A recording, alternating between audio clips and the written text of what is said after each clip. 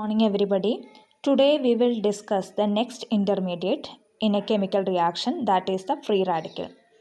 We know that the free radical means it is a chemical reactive intermediate in which they have one unpaired electron of its own.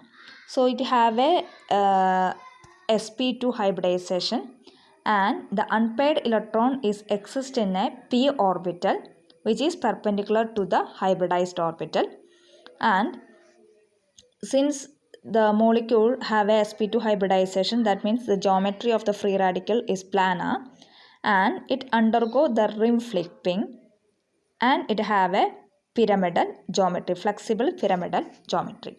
Now we are moving into the generation of the free radical. There are three methods for the generation of the free radical. First one is thermal cleavage, second one is the photochemical cleavage, and the third one is the decomposition reaction. So we are moving into the detail of this generation method. First one is thermal cleavage, in which chemically unstable molecule undergo homolytic cleavage by the presence of the heat, and to produce the free radical and neutral molecule like nitrogen, etc. Next method is the photochemical method. Photochemical method means any chemical reaction which is taking place in the presence of the light is known as photochemical reaction, in which the starting material is irradiated with a radiation of having the suitable wavelength. So it undergo the three type of the reaction, that is initiation, propagation, and termination. So in the initiation step, the free radical is generated. See here, in which the chlorine gas is irradiated. So we will get two free radical, chlorine free radical, and it undergo the propagation step. So the third method for the generation of the free radical is the decomposition method, in which already we have a free radical, it undergo the decomposition and to liberate the neutral molecule like carbon monoxide, in some cases carbon dioxide, etc. So a new free radical is generated. Next is the stability of the free radical. We know that the free radical are highly unstable due to the lack of the electron, and the stability order is tertiary greater than secondary greater than primary greater than methyl. And the three factors which influences the stability of the free radical. The first one is inductive effect. Inductive effect means as the number of the substituent in the free radical increases, if the substituent is an electron donating group, so it is pushes the electron towards the free radical. So that's why the electron deficiency of the free radical is reduced. So next is the hyperconjugative effect. As the number of the substituent increases, the number of the CH bond increases. So the hyperconjugative effect increases. So the tertiary butyl radical is more stable than that of the secondary than primary, because the number of the hyperconjugative effect is very high in tertiary butyl free radical. Next is the resonance effect. As the resonance effect increases, the stability of the free radical is also increases. That's why allyl free radical is more stable, because the free radical is dislocated among the three carbon atom. The next one is the benzyl free radical. Benzyl free radical is also highly stable. This is mainly due to the resonance effect.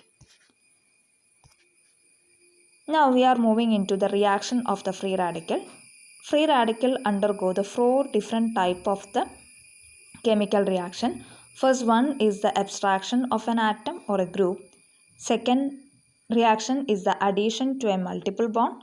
Third one is the rearrangement reaction, and the fourth one is the radical reduction. Now we are moving into the individual chemical reaction in detail. First one is the abstraction of an atom or a group. See the first example, in which we have already a free radical. It will react with a neutral material and to form another radical by abstracting either atom or a group of atom. So the second method, second method, we know that the CH4 is chemically inactive, but if you are treating the chlorine by, if you are treating the methane by using the chlorine free radical, we will easily replace the one of the hydrogen atom. So first we will get CH3Cl. Again, if you are replacing one more hydrogen, we will get CH2Cl2. Again, we can replace one more hydrogen atom. So we will get CHCl3. Finally, we will get CCl4. Next chemical reaction is the addition to multiple bond. Free radical can be easily added to any multiple bond, because multiple bond organic compounds are electron rich. So our free radical is electron deficient. So that's why free radical is highly reactive towards the multiple bonded organic compound and to form the another free radical. Next is the rearrangement reaction. Since we know that the free radical stability is tertiary greater than secondary greater than primary. So if the generated free radical is primary, it undergo the methyl or the hydrogen shift and to form the next higher stable free radical. See here in this example, the generated free radical is a primary, so it undergo the alkyl shift and to form the secondary free radical. It is more stable than that of the earlier one. Next is the radical reduction, in which the sodium is react with an multiple bonded organic compound and to form a free radical, because sodium give one electron to the multiple bonded organic compound. So a free radical is generated. Again, the hydrogen is added by using ammonia. Thus this method is used for the reduction. So next important example is the reduction of the benzene by using sodium and ammonia. So if you are treating the benzene with sodium and ammonia, sodium give one electron to the benzene. So we will get a free radical. Again, it undergo the reduction by using ammonia. So these are the different chemical reaction in which the free radical is generated. Free radical is used for the chemical reaction. I hope that you understood. Thank you.